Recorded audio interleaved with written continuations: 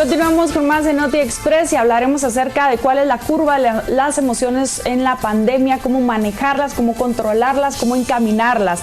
Nos acompaña Ramiro Ponce, él es coach ejecutivo y experto en el tema. Muy buenos días, Ramiro, adelante. Buenos días, Katy, buenos días, Saraí. Un gran gusto estar con ustedes. Y bueno, pues para que sepan un poquito de mí, yo soy ingeniero electricista, luego matemático y después psicólogo, pero soy más o menos normal, no tengan pena. Entonces, estoy acá para servirlas y me especializo en lo que es gestión del cambio y liderazgo. Trabajaba en toda Latinoamérica. Ramiro, tenemos una duda. ¿Cómo se pueden manejar estas emociones que en la pandemia del COVID-19 ha dejado a muchas personas con más ansiedad, pues con depresión, y es como una montaña rusa de emociones debido a la situación que atravesamos? Correcto, y efectivamente lo que pasa es que cuando no tenemos idea de cuándo algo va a terminar o exactamente qué viene, hay un hambre de certidumbre, porque lo que sentimos es incertidumbre. Entonces, digamos, en este caso hay ciertas etapas. La primera etapa es la negación, que es cuando decimos, no, este virus no existe, es una gripe fuerte, queremos hacer como que no existe, pero la realidad se impone, y entonces cuando ya aceptamos eso, viene lo que sería la cólera. La cólera es cuando decimos, pero qué injusto, me bajaron el sueldo en el trabajo, o incluso hasta me despidieron, me tiraron como un trapo viejo, en fin, mucha cólera porque algo que se percibe injusto. Y en relación hay que reconocer que con este virus están pasando muchas cosas que son injustas, pero que tampoco no son culpa de una persona, sino que son culpa de una enfermedad, y eso a veces lo hace un poco más difícil de aceptar, ¿verdad? Cuando pasa la cólera, digamos, entonces entramos a la etapa más importante, que es el regateo, y es cuando empezamos a quejarnos. Si por lo menos me hubieran avisado con más anticipación, si el profesor me hubiera dado los 2 puntitos que me faltaron para llegar al 61, si Dios hubiera sido mejor conmigo, si hubiera nacido en otro país, qué sé yo, es todo los hubiera, ¿verdad? Y luego cuando caemos en la cuenta que efectivamente sí, perdí el examen o no me fue muy bien, este coronavirus sí me afectó y ya no tengo trabajo, entro en un pequeño bajón, ¿verdad? Lo importante en el bajón es que no agobiarnos pensando que no tiene tamaño.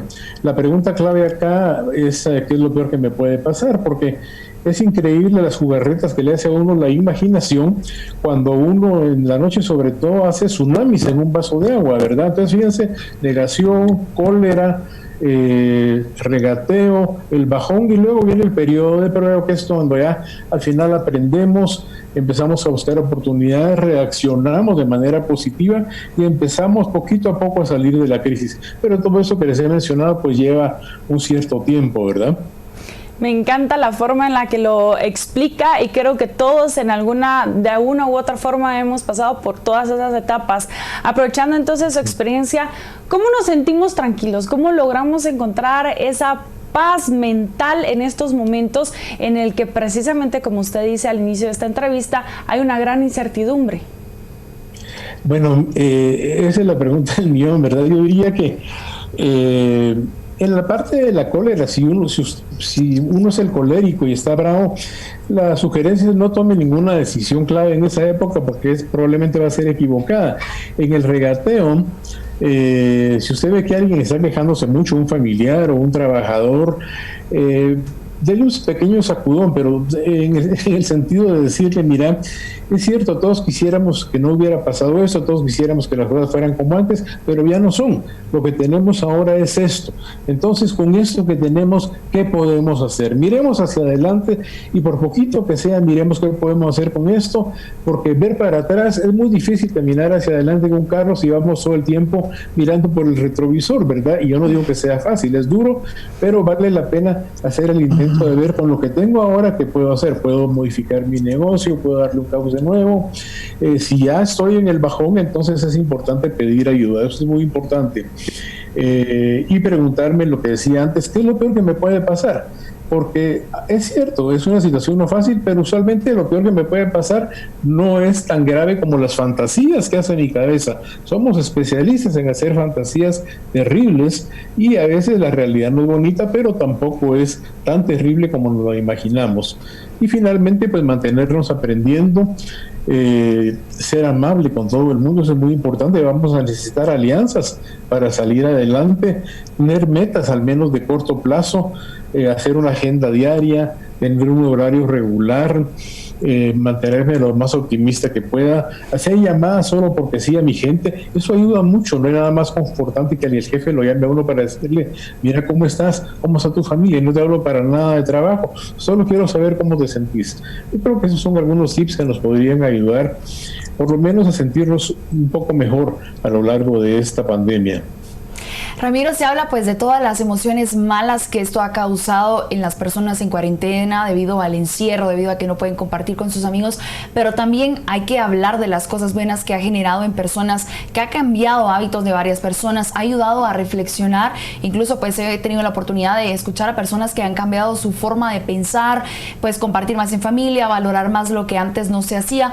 Entonces también que nos puedas hablar un poco al respecto, de que también no solo del lado pues también que ha generado un caos, sino también del lado que ha servido que esto varias personas mediten y cambien en alguna forma. Muchas gracias. Yo quisiera aclarar una cosa, digamos, las emociones que mencioné, la negación, la cólera, el regateo, no son negativas, son emociones normales. Lo que pasa es que se les ha dado, tiene mala reputación, digamos. No nos hacen sentir muy bien, que digamos. Sí, no son sabrosas, ¿verdad?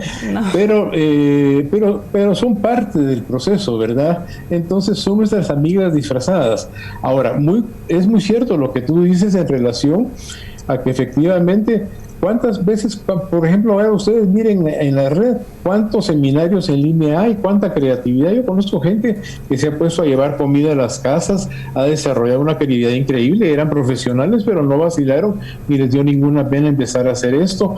Hay gente que no sabía usar el internet, personas a veces muy mayores, ahora ya la saben usar. El Zoom se decía, o las plataformas, hemos aprendido a usarlas, nos hemos dado cuenta que es mucho más fácil no tener que gastar gasolina, tiempo, esfuerzo, no sudamos para llegar a algún lado, y uno desde la comodidad de su casa, y aquí estoy en un sillón muy sabroso platicando con ustedes, y eso son grandes ventajas también. Nos da tiempo para estar en la casa, para estar con nuestros hijos, para esos almuerzos, para los que no teníamos tiempo, bueno, pues ahora lo tenemos, ¿verdad? Entonces sí, vienen una serie de cosas positivas, y sobre todo nos lleva a pensar que tal vez va a ser importante, que vamos a regresar a un mundo, yo no creo que vaya a ser enteramente diferente, como dicen, pero sí va a haber muchas cosas distintas. Entonces nos ayuda a descubrir habilidades o a forjar habilidades que quizá ni siquiera nosotros nos habíamos imaginado que teníamos.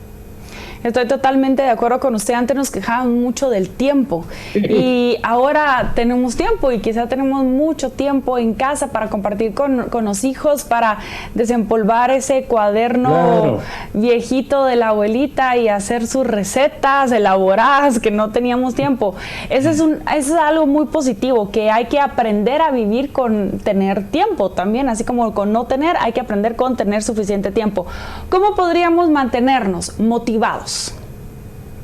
Bueno, yo diría que lo importante es tener un pensamiento constante, una mentalidad de que siempre estamos creciendo, que lo importante es que siempre estamos aprendiendo, y lo mejor para mantenernos motivados es mantenernos ocupados en el buen sentido.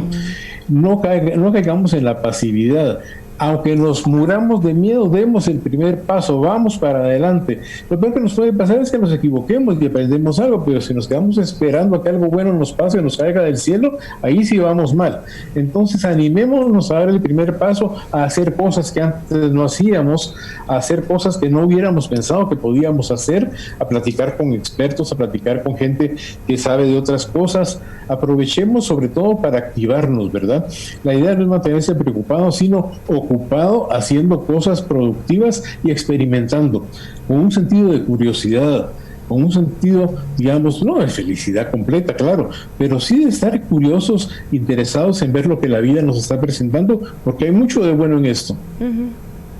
El tiempo. Muchas gracias por compartirnos pues estas palabras que son motivadoras y también para cambiar nuestra actitud todos los días. Muchísimas gracias, Ramiro. ¿Y dónde podemos contactarlo? ¿Cuáles son sus redes sociales para también que las personas pues si en algún momento sienten la necesidad de poder platicar o también poder escuchar este tipo de pláticas que justo nos está mencionando? ¿Dónde lo podemos encontrar?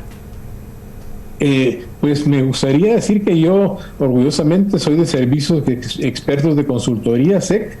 Les dejo el correo es SECGTM, SEC y GTM es Guatemala, @Swiss, SWISS.contact.org. Muy bien, Ramiro. Y por último, ¿podría darles algún mensaje a todas las personas de la tercera edad que nos están viendo en este momento? Bueno, miren, de la tercera edad somos varios, ¿verdad? Yo les diría que es una enorme oportunidad. Mi suegra, por ejemplo, tiene 72 años, aprendió a usar el internet, es una bala en el WhatsApp. Y si uno tiene la suerte de estar bien de su cabeza, esa es la mejor oportunidad para contactar a sus amigos que tienen tiempo de no ver, a los nietos, a través de estas plataformas. Aprendan a usarlas, no les tengan miedo, o con todo y miedo, pero anímense, ¿verdad? Tienen una gran oportunidad ahorita para estar en contacto con toda su gente querida, aprendiendo a usar un poquito de la tecnología. Vayan con algún nieto, con algún hijo que les enseñe y van a ver cómo cambia todo el panorama. Somos valiosos. Claro que son muy valiosos, Ramiro. Gracias por decirlo. Y aprovechen a hacer algo nuevo, algo que no hayan hecho nunca en su vida. Nunca es tarde para hacerlo. Muchas gracias por esa entrevista. Que esté muy bien. Muchas gracias, Katy. Feliz día. Chao.